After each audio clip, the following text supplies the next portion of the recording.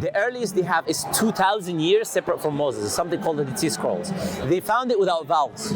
So they had, because the Hebrew language died, so it had to rely on the Arabic and uses vowels and then put their own interpretation of what the scripture is saying. That's number one. Number two, when you read the scripture today with their own interpretation, it opposes science in everywhere.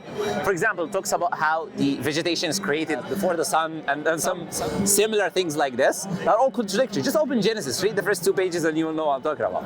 You don't need to go far, right? So Genesis, which includes the Christian and the Jewish. If you look at the Hindus, they'll have a book, they'll tell you there's a bull with his 2 horns holding the earth. They will tell you that the sun has 7 horses pulling it. That's what these books, I don't blame them. Do you know why? This was the human knowledge that people had at the time.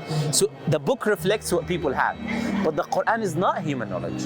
Therefore, it would reflect the true knowledge of how the universe is, not what the people believed at the time. So when I tell you the Quran talks about the expansion, people didn't believe these things at the time.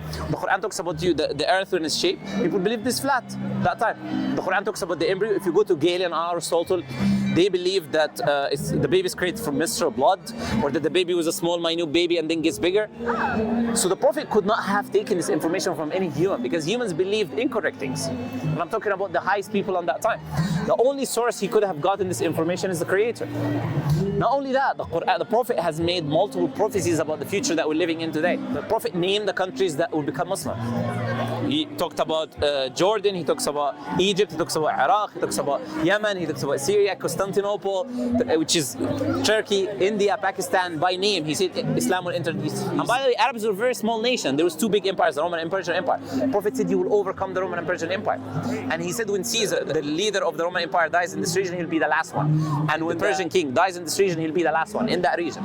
That's what happened historically. The Prophet talked about sexual diseases, and he said that in the future, which is now near the day of judgment, because sexual immorality will widespread so much, people will have sexual transmitted diseases that their ancestors never knew. So new sexual transmitted diseases. Prophet said that 1,400 years ago.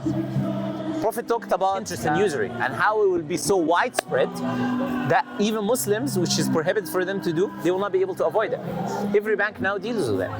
Even if I don't deal with it myself, my money is in the bank, and they deal with usury and interest. How would he know any of that? And by the way, I've just given you the tip of the iceberg, as they say.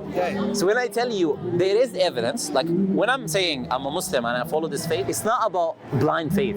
It's not about, oh, my parents told me this, therefore I follow it. No, it's about research of the Christian tradition, of the Jewish tradition, of the Hindu tradition, and evidences that are there that presents that this book must be from the Creator.